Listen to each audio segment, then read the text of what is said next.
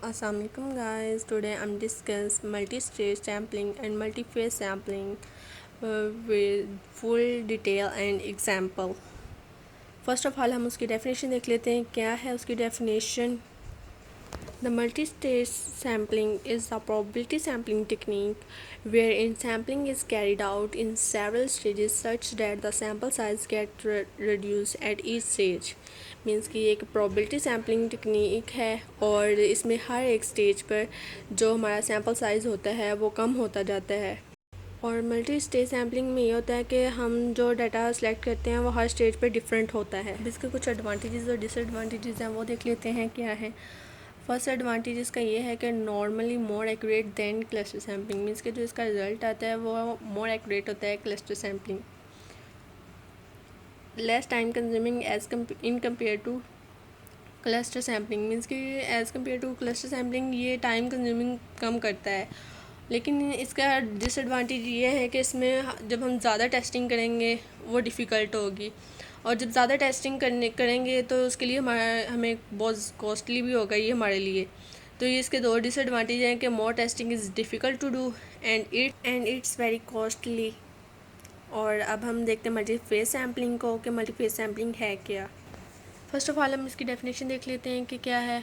A sample is said to be a two-phase sampling when certain items of information are collected from all the units in a sample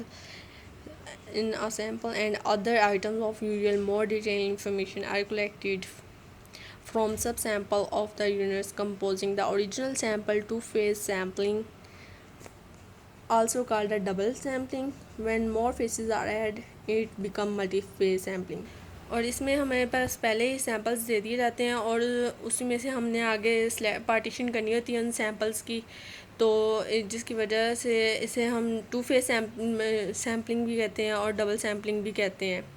और जब हम दो faces के ज़्यादा हम faces add कर दें तो फिर ये हो जाती है कि मल्टी फेस सैम्पलिंग. अब हम इसके एडवांटेज और डिसएडवांटेज देख लेते हैं. और इसका डिसएडवांटेज तो नहीं है लेकिन इसका एडवांटेज है कि survey by this process is very less costly. क्योंकि हम इसकी टेस्टिंग ज़्यादा डिफ़िकल्ट भी नहीं होती है और जिसकी वजह से हम इजीली हम कम सैम्पल्स होते हैं और जिसकी वजह से ये लेस कॉस्टली है.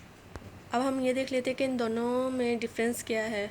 जो मल्टी स्टेज सैम्पलिंग होती है उसमें हर स्टेज पे डिफरेंट यूनिट्स होते हैं और जो मल्टी फेस सैम्पलिंग होती है उसमें हर फेस पे सेम यूनिट्स होते हैं.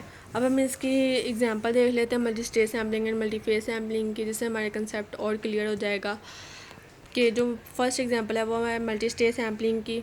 कि हमने फर्स्ट ऑफ ऑल हमने एक प्रोविंस सेलेक्ट किया, उसके बाद उसमें से सिटी सेलेक्ट की है, फिर हमने उसमें से एक एरिया सेलेक्ट किया है, फिर उसमें से सेक्टर सेलेक्ट किया है, फिर स्ट्रीट, फिर हाउस.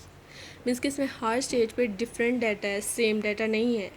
इसके लिए ये मोर कॉस्टली भी और इसमें टेस्टिंग करना बहुत डिफ़िकल्ट है. क्योंकि कोई प्रोविंस सेलेक्ट करेंगे, फिर एरिया, फिर कहीं जाके हाउस मतलब कि एंड होगा. सेकेंड एग्जांपल जो है वो हमारे पास मल्टीपेज सैम्पलिंग की है कि 200 जो हमारे पास सीट्स थी उन पे 120 कैंडिडेट्स जो हैं वो रिटन टेस्ट देने आए, जिनमें से 40 ऐसे थे जिन्होंने रिटन टेस्ट पास कर लिया और 40 में से 6 ऐसे थे कैंडिडेट्स जिन्होंने इंटरव्यू पास कर लिया. मींस कि हमारे पास पहले ही गिवन था कि इतने हैं सीट्स हैं जिनमें से हर एक पे उसी में से हमने डाटा लिया है.